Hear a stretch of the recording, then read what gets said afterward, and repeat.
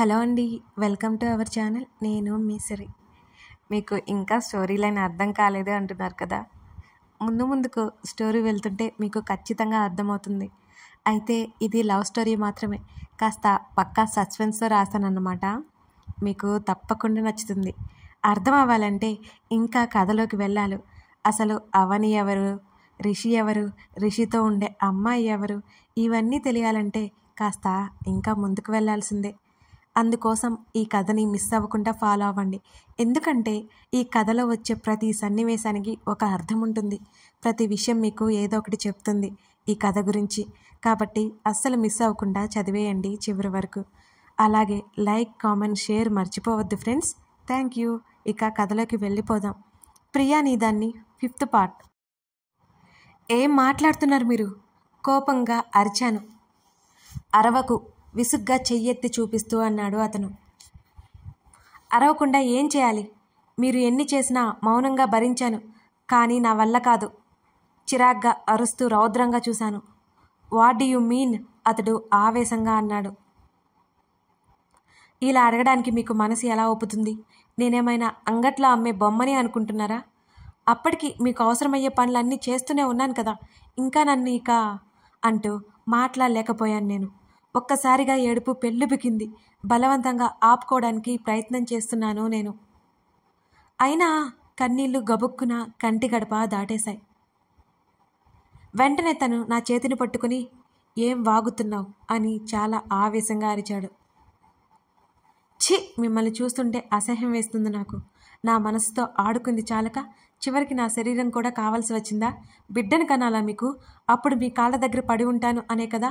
మీకు ఇంట్లో పెళ్ళాం కావాలి, దానితో కాపురం కావాలి, బయట ఒక ప్రియురాలు కావాలి, ఆమెతో సంబంధం అలాగే ఉండాలి. ఛీ, ఏం బ్రతుకు! అయినా ఒక పెళ్ళైన వాడితో ఆమె ఎలా ఉంటుంది అని అసహ్యమంతా ముఖంలో నింపుకుంటూ అన్నాను. అప్పటికే నా మాటలు అతనిలో లావాని నిద్రలేపాయి. అతడి కళ్ళు చురకత్తులయ్యాయి.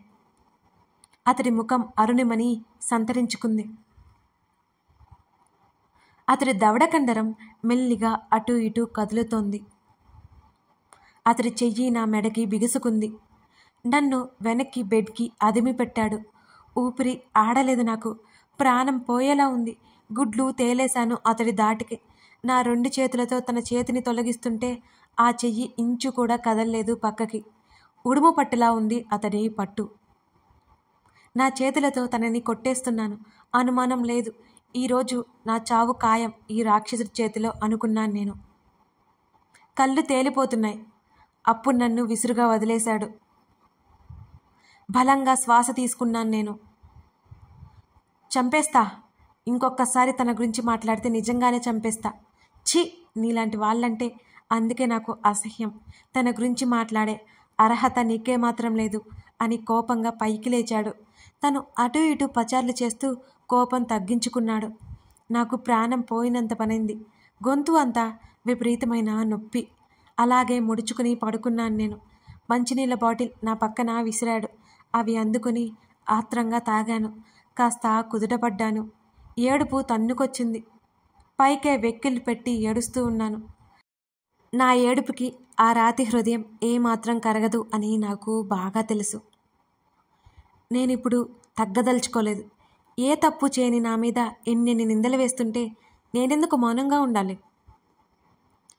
చంపితే చస్తాను, బ్రతికినా సాధించేది పెద్దగా ఏమీ లేదు అనిపించింది నాకు. ఏంటి ఆగిపోయారు? చంపండి. ఈ ప్రాణాల మీద నాకేం తీపి లేదు. మీరు నన్ను ఏదో ఒకటి అంటుంటే ఊరుకోవాలా అంటూ బెడ్ మీద నుంచి దిగి ఏడుపు కష్టంగా ఆపేసి వీలినంత ఆవేశంగా అరిచాను.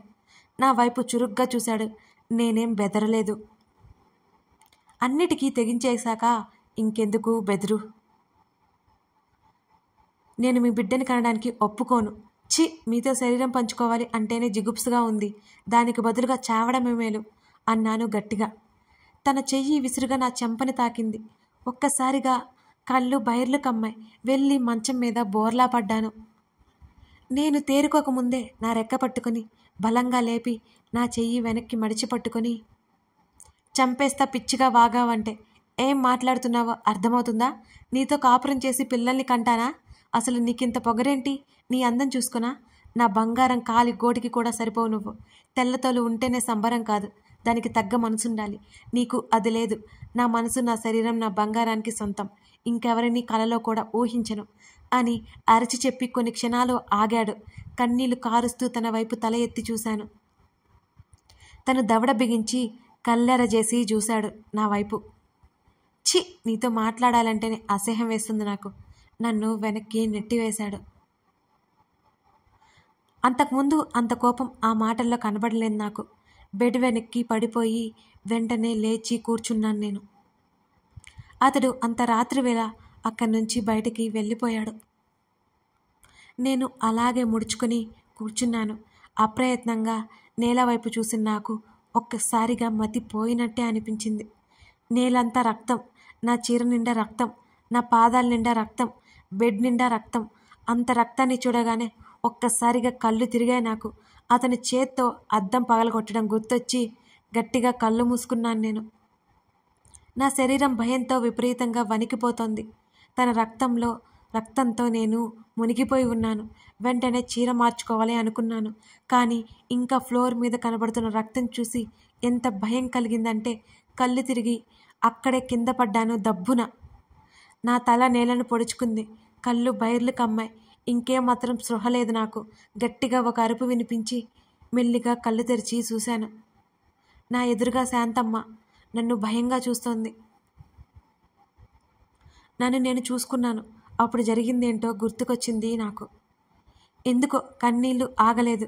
శాంతమ్మ ముందు ఏడ్చి సింపతి పొందాలి అనుకోలేదు. కానీ ఏడవకుండా ఉండలేకపోయాను నేను. మోకాళ్ళ మధ్య ముఖం దాచుకొని ఏడుస్తుంటే పరుగున నా దగ్గరికి వచ్చింది శాంతమ్మ. అవనమ్మా అవనమ్మా దగ్గరగా వచ్చి నా భుజం మీద చెయ్యి వేసింది కంగారుగా. తెలియకుండానే శాంతమ్మని కరుచుకొని ఏడుస్తూ ఉండిపోయాను నేను. ఈ రక్తం ఏంటమ్మా? నువ్వేంటి కింద పడిపోయి ఉన్నా? ఏం జరిగిందమ్మా అని ఆదుర్దాగా అడుగుతోంది శాంతమ్మ.